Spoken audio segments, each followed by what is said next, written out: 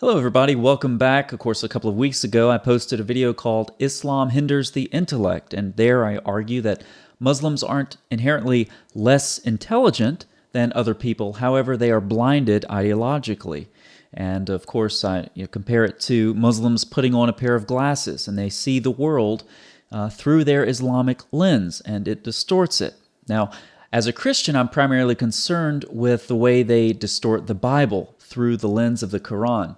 And I talked a little bit about that in that video, and this video is a follow-up in the sense that we're going to go through some comments that Muslims have posted either on that video or since that video and show how they are demonstrably distorting the Bible. And so I'm going to expose this here publicly and, of course, invite them to respond. So let's jump right into it. All right, so this individual says, try once more. What does Jesus mean when he said in John 17:4, I have finished the work which thou had given me, or to me, but he didn't know he had to be sacrificed. I am sure that the crucifixion was imposed on him accidentally, which he never expected. So this individual's point is, okay, first of all, he handpicks John 17:4, and then says, Jesus said he finished the work, but he hadn't been crucified yet, so his work wasn't finished, so Jesus didn't know what he was talking about. The crucifixion took him by surprise. Okay, so let's take a look at some of these claims. First of all, let's just scroll through John 17 here. This is 17:1. Let me drag the magnifier up here a little bit. After Jesus said this, he looked toward heaven and prayed. Now, would a Muslim believe that? No, because Muslims don't pray looking toward heaven. So, can't use 17:1. Father, the hour has come. Would Muslims agree with this? No, because calling God Father. Glorify your Son. Again, Father-Son language and glorification language. Not going to happen. For you granted him authority over all, even over all, that he might give eternal life. So Jesus has authority over all, and he gives eternal life. Would Muslims agree with this? No, they wouldn't. Now, this is eternal life, that they know you, the only true God, and Jesus Christ. Do Muslims believe that having eternal life is through Jesus Christ? No, they don't. Okay, so this is how Muslims read the Bible and how they present these sorts of objections. No, they can't use 17:1 or 2 or 3, but they can use 4, at least they think they can, to prove that Christianity is somehow incoherent, or Jesus was surprised by the crucifixion. So, first of all, let's look at this language here in 17:1. Jesus says, Father, the hour has come. Now, what is the hour? Well, let's let Matthew 26 elucidate that. This is Jesus. He says, Go into the city to a certain man and tell him, the teacher says, my appointed time is near.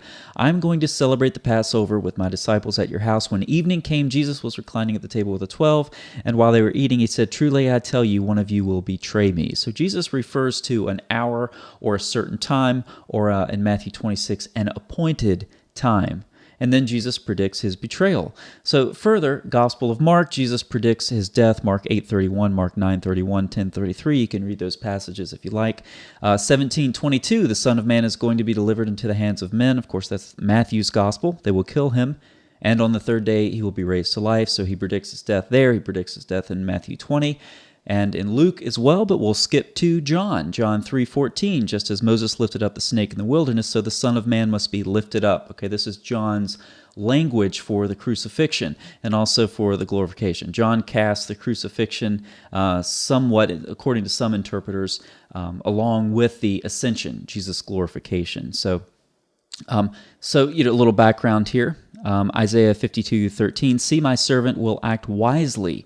He will be raised and lifted up and highly exalted. So you can see how you have the suffering servant passage in Isaiah 52, where being lifted up is very closely associated with exalted. So there's a model in the Old Testament that John may be drawing from, and the other New Testament writers, who use the same verb there, lifted up, in the context of Jesus' exaltation later on.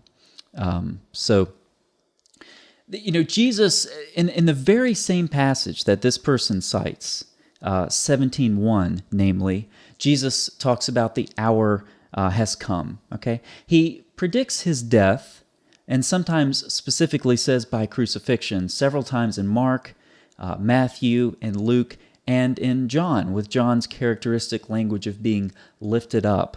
And then this person wants to pull off of John 17:4 and say, well, Jesus didn't know he was being crucified. I mean, how do you do this as a Muslim? If you're a Muslim who clings to this sort of interpretation, how do you do this? Do you just ignore the rest of the texts that you don't want to see? I mean, how does this happen? Do you just not know that Jesus predicted his death several times throughout the Gospels, as I clearly showed? These types of questions shouldn't even be answered. Plus, if you dig just a little bit, a very little bit, you can go from John 17:4 to John 17:1 and see that Jesus is actually talking about the hour, okay? Now, further, I want to make another point, and that is that Jesus often speaks with assurance of future events as if they've already happened. So let's just use an example right here from the Gospel of John, the same chapter, chapter 17. While I was with them, I protected them and kept them safe. So Jesus here, after this prayer, he hooks up with his disciples and goes somewhere else. So Jesus is clearly still with them, but he speaks about it in past tense, while I was with them. Okay, so you might hear a word proleptically. Okay, sometimes some commentators will use this. Jesus speaks proleptically, and it means that he speaks about future events with the assurance of events that have already happened in the past. Okay, so that's John 17:4. But again, that's not something I would expect a Muslim to pick up on, that last thing that I mentioned. However, I would expect a Muslim to know that Jesus predicted his own death, even by crucifixion. So again, you just have to be almost dishonest to treat John 17:4 like this. All right, let's go to the next one. Scroll down to it here. Okay, and this is a lengthy comment.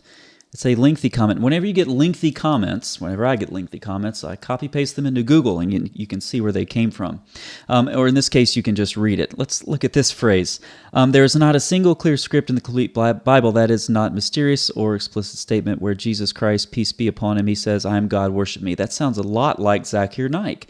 And then he quotes a lot of passages, a lot like Zakir Naik. And then at the end, he says, we Muslims are more Christians than the Christians themselves. That's Zakir Naik. How do I know that? Because of this. We Muslims are more Christian than the Christian themselves. More Christian than the Christian themselves. More Christian than the Christian themselves. So if you're going to quote someone, at least have the intellectual honesty to attribute the quote to them.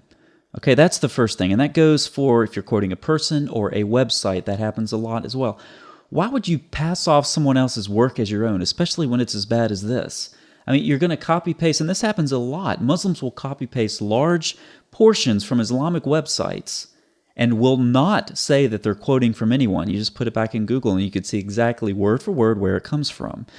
So this person, again, Zakir Naik, okay, if you want to have some credibility on my channel, don't quote Zakir Naik. Let me give you a short list of people you can quote and have more credibility than if you're quoting Zakir Naik. Okay, short list. Donald Duck, Mickey Mouse, even Minnie Mouse, Wonder Woman, Popeye, you get the picture. Zakir Naik has zero credibility. All right, so back to this person's comment. Gospel of John, chapter 5. Let's see what the Gospel of John, chapter 5 says. Verse 18, for this reason they tried all the more to kill him. Not only was he breaking the Sabbath, but he was calling God his own Father, making himself equal with God.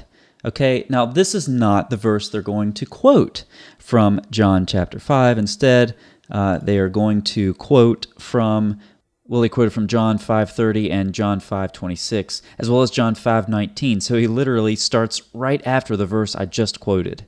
Again, as a Muslim, what do? Do you just not read the verse I just read, which was John 5:18, but you skip right to 20? I mean, how does that work? Jesus' contemporaries realized that he was making himself equal with God. Okay, if you want to go to a passage that if you want to try to show that Jesus was not God, don't go to the Gospel of John. I mean, how do you read John's prologue? In the beginning was the Word, and the Word was with God, and the Word was God. And the Word became flesh and dwelled among us.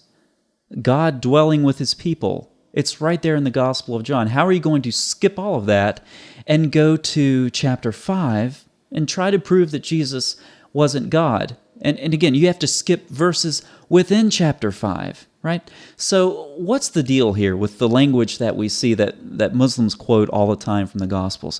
Well, what you have is language in the Gospels, whether it's from Jesus or the Gospel writers themselves, that is appropriate for man and appropriate for God. God incarnate. That's what the Gospel of John says. That's how it begins.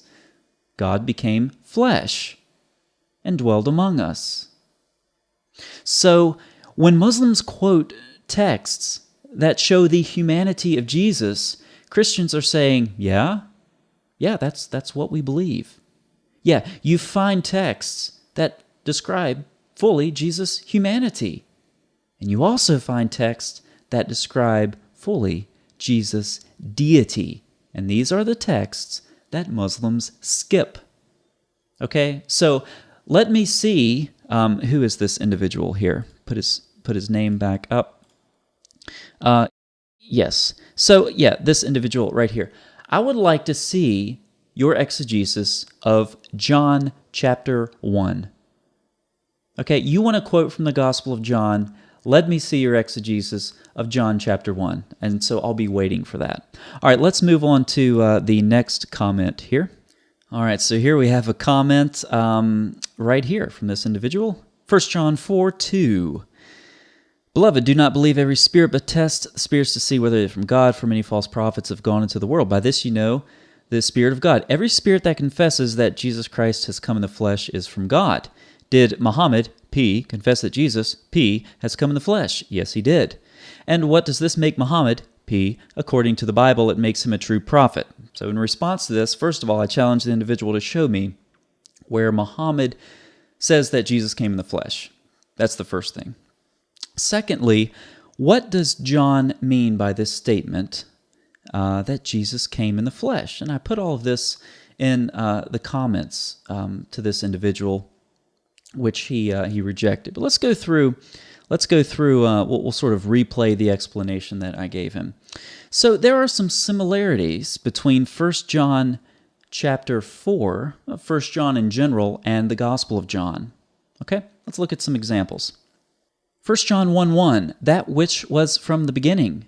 Gospel of John 1:1, in the beginning. 1 John 1:1, this we proclaim concerning the word of life. Gospel of John 1:1, in the beginning was the Word. 1 John 1:2, the life appeared. Gospel of John 1:4, in him was life. 1 John 1:2, the life appeared, and we have seen it and testified to it. Gospel of John 1:14, we have seen his glory. 1 John 1:5, God is light. Gospel of John 1:4, in him was life, and that life was the light of all mankind. 1 John 1:5, in him there is no darkness at all. Gospel of John 1:5, the light shines in the darkness, and the darkness has not overcome it. 1 John 4:2, every spirit that acknowledges that Jesus Christ has come in the flesh is from God. Gospel of John 1:14, the Word became flesh and made his dwelling among us. So, there's a similarity here between John's epistle and the Gospel of John. So if we want to ask, what does John mean when he says that Jesus Christ came in the flesh? What does that mean? Let's check the Gospel of John. 1 John 4:2, every spirit that acknowledges that Jesus Christ has come in the flesh is from God. Gospel of John 1:14, the Word became flesh and made his dwelling among us. So this is why when you look this verse up, namely 1 John 4:2, or the whole passage, 1 John 4, if you just look it up on Bible Gateway or something like that, you'll see that there's a heading, and the heading is typically something related to the incarnation, maybe on denying the incarnation, where John is addressing people who deny this. When John says Jesus came in the flesh, he's talking about God incarnate. This is crystal clear if you simply allow John to interpret himself. Now, Muslims don't know what it's like to have one text interpret other parts of that text. Oh, wait. Except for to seek to explain an ayah from the Quran by referring to another ayah is the first and foremost duty of the interpreter. Okay, so there is that. And there's also the most correct method of tafsir is to explain the Quran by the Quran. Okay, so maybe Muslims do know something about letting the Quran interpret itself. Now, why not extend that same freedom to the Bible and let the Bible interpret itself? Well, you can't do that because that will lend too much coherence and credibility to the Christian faith. We can't have that now, can we? No, we can't. If you're a dishonest Muslim like the one I'm engaging with here, you can't have that, so you just have to reject it altogether. And so that's what this person has done. Now, I brought this up. Secular scholars and historians confirm Jesus was a man. Does this mean they're from God? He responded, if they claim to be prophets, then according to 1 John 4:2, yes. So you have modern-day John here walking down the street, and he runs into an atheist. And John says to the atheist, do you believe that Jesus was human? And the atheist says, yes. John would then reply, according to this person, you have a spirit from God. I mean, everybody believes that Jesus was a human, except for the vanishingly small fringe scholars over there who say that Jesus never existed. But that doesn't obviously include any Muslims. Muslims believe that Jesus actually existed, and everybody believes that Jesus was human. So according to this individual's exegesis of 1 John 4, everybody has a spirit from God. Okay, now this is just absurd, and it's much more appropriate to let the Bible interpret itself. This phrase that John uses referring to Jesus coming in the flesh, he uses it in his prologue. There are unmistakable parallels between 1 John and the Gospel of John, as I demonstrated, and so that is the proper exegesis of 1 John 4:2. Now, to this, I clarified that this individual was approaching troll status, which I said that sincerely, and this whole comment was turning into a comment thread was turning into a waste of time. 85 replies here. You can see it went back and forth. But this individual said, fascinating. The guy actually thinks he will have a noticeable effect on Islam because he has posted some YouTube videos talk about illusions of grandeur. Okay, so I don't think I'm going to have a noticeable effect on Islam. Islam is an ideology. Okay, it's abstract. Okay, it's like a number. To have a noticeable effect on Islam is as incoherent as saying a noticeable effect on the number 7. All right, I don't think I'm going to have a noticeable effect on Islam. Rather, I think I'm going to have a noticeable effect on people who hold to the ideology of Islam, namely Muslims. Okay, so that's the correct way to say that first. Secondly, I know I have had an impact on Muslims based on personal conversations. Now, you can't tell what's going on behind a keyboard, obviously, so it's more difficult on YouTube.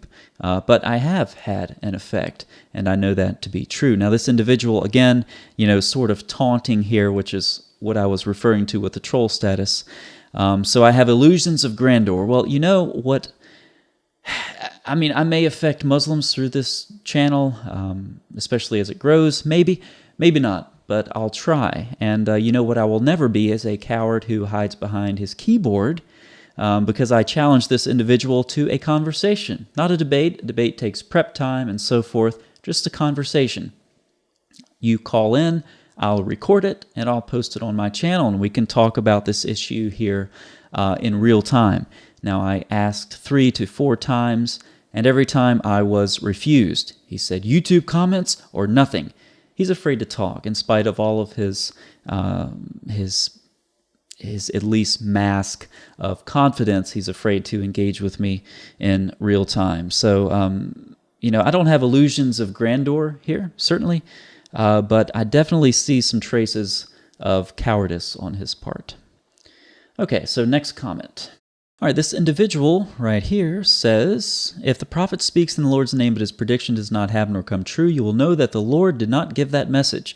The prophet has spoken without my authority and need not be feared. Yet Jesus said, truly I tell you, some who are standing here will not taste death before they see the Son of Man in his kingdom. So they're referring here to Matthew 16:28. I'll just put it up on the screen, which reads as he quoted it. And so this is Jesus here saying that there's an event that will happen, and some who are listening to him will not taste death until that event happens. Now, this person, as many do, makes numerous assumptions about this. Let me just pull up where I highlighted them. Number one, you assume this is referring to Parousia, that is Jesus' second coming. Number two, I said that he assumed this refers to a single event. Number three, you assume coming in the phrase Son of Man coming in his kingdom means coming to earth. There is no basis for this assumption. Okay, so let's go back to the text and just read it. This person, again, assumes that Jesus is referring to his second coming. Truly, I tell you, some who are standing here will not taste death before they see the Son of Man coming in his kingdom. So Jesus here is implicitly, if not explicitly, saying they will die after this event happens. You will not taste death before, okay? Not taste death before. So we have some chronology there. Again, Jesus is very strongly implying, if not stating explicitly, that they will die after. Now, if Jesus here is talking about his second coming, that is a very, very odd second coming. So Jesus, he comes a second time, and then you die. That's not exactly what they had in mind for their view of eschatology. So the text itself gives you a very strong indication that this is not Parousia, or Jesus' second coming. So what is Jesus talking about here? Well, I suggest in my comments to this individual that you need to take Daniel 7 as the background for this. Now, Daniel 7, 13 through 14 is referred to by Jesus in other parts of the Gospels. Okay, so this is nothing new, and I've actually covered some of these in my series on the Gospel of Mark, and I think some in my video on Acts, but I'm not sure about that. But regardless, it's been covered in the Gospel of Mark. So let's jump in here to Daniel 7, 13. And there before me was one like a son of man coming with the clouds of heaven. He approached the Ancient of Days and was led into his presence. Okay, so which direction is the coming? Let's read it again. Coming with the clouds of heaven, he approached the Ancient of Days and was led into his presence. So it's not a coming to earth, rather it's a coming to heaven. Again, it's from the perspective of the person having this vision, namely Daniel. Okay, so the coming then is to the Ancient of Days, to the Father, to heaven, to glory. Okay, now there's another element. He was given authority, glory, and sovereign power. Again, Daniel 7, 13 through 14. Now, let's couple this with what Jesus says in Matthew 28. All authority in heaven and on earth has been given to me. That's Matthew 28. And then you have Matthew 16 again. Truly I tell you, some who are standing here will not taste death before they see the Son of Man coming in his kingdom. So if you just assume that Jesus in Matthew chapter 16 is referring to his second coming, and then it turns out that the second coming didn't happen, what that means is it's a problem with your assumption, because you're reading your assumption into the text. However, if you take Daniel 7 as the background, coupled with what Jesus said in Matthew 28, Jesus is talking about his ascension, which some of Jesus' contemporaries saw not long after the Great Commission, which occurred in Matthew 28. So what does Jesus mean when he says, some of you who are standing here will not taste death before they see the Son of Man coming in his kingdom? Again, read it with Daniel 7, 13 through 14 as the background. Jesus coming to his kingdom with authority and power. Daniel 7, Matthew 28, the ascension of Jesus. Okay? So, and it's a very simple explanation. All it requires you to do is take some other text into account. Daniel 7, Matthew 28. And again, if you're familiar with my channel, this should be nothing new. I've covered some of this material in the past. Now, this individual in response said, you are the one who just lied with this vapid interpretation. Okay, so imagine a Muslim and a Christian at a debate, a formal debate. And the Muslim gets up and says, Jesus said such and such in Matthew 16, but that didn't happen. So according to biblical criteria, he's a false prophet. Then he sits down. The Christian gets up and says, actually, no, if you take Daniel 7 as the background for Matthew 16, and you take into account what Jesus said in Matthew 28, Jesus' ascension, his coming on the clouds to the Ancient of Days with authority, that's actually his ascension. Okay, it's not the second coming. And then the Christian sits down. The Muslim gets up and says, that's a vapid interpretation. I win. Well, did you really? No, you didn't. You just dismissed with a wave of your hand everything I said because you don't like that I gave you textual background that made perfect sense of Matthew chapter 16. You don't like it, so you just have to deny it. Now, this happens so frequently that I predicted this would happen, and I predicted it in the actual comment with the explanation. So I predicted it, and this person knew I predicted it. And guess what? He still fulfilled the prediction. Let's look at what I said. I predicted, no doubt your response to this will be more proof of that. It will be a wholesale dismissal of my response without actually engaging in any of the text I present. Maybe you'll throw a couple more red herrings out, but whatever you do, you will continue to dodge the content I present in this video. Super User got in on this, and he said that this individual would deliberately beguile and delude in order to defend his faith. Okay, so think about that. Deliberate delusion, a wholesale dismissal, and that's exactly what this person does. It's a vapid interpretation. It's vapid. It's vapid. Again, intellectually irresponsible. So, what is going through Muslims' minds with stuff like this? Is it just, do you deny it and you know that I'm right, or is your intellect so handicapped by your ideology that you can't even see the text in black and white? It's very difficult to understand how someone can be this intellectually irresponsible. I can't help but think of Jesus' words in John chapter 8 when it comes to Muslims reading the Bible. But because I tell the truth, you do not believe me. So there you have it, some examples right from the comments section here that illustrate my point perfectly. Islam hinders the intellect. It prevents Muslims from seeing the biblical text clearly, and it requires them to dismiss sound exegesis, the Bible interpreting itself. They dismiss that with the wave of their hand because their ideology requires them to see something different. It's interesting. I was at a conference recently, and I have to share this, and then I'll wrap up this lengthy video. I was at a conference recently with 6 scholars, and 4 of them were Old Testament specialists.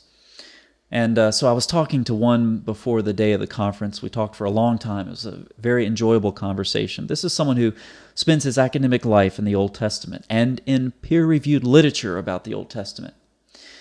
And someone who works with Muslims, I said, hey, do you know, he teaches Deuteronomy, actually, which triggered this comment. I said, do you know that Muslims believe that Muhammad is in Deuteronomy 18? And his jaw hit the floor. He had never heard anything like this. Of course, he didn't believe it. Okay, but set that aside. Catch what I said. He had never even heard of it.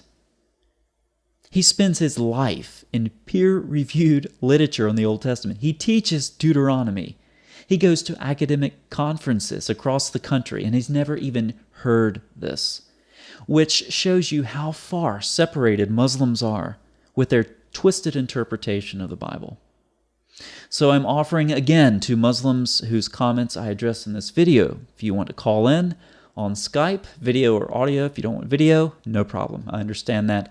I'll record an audio conversation with video on my side, audio on your side, and I'll post that unedited on my channel here, and having video on my side will prove that it's unedited because you would see, of course, a glitch in the video. So if you think you can sustain your distorted interpretation of the Bible that I have argued against here, then call in and see if you can keep your views, see if you can argue for your views with me in real time. That's an open challenge, and it's something I take very seriously as a Christian who is dedicated to expounding what the Bible actually says to Muslims, in spite of the fact that their ideology continues to require them to resist sound exegesis. So that's all for this video. Thank you so much for watching, and Muslims, remember my invitation to dialogue with me here in real time. Thanks for watching.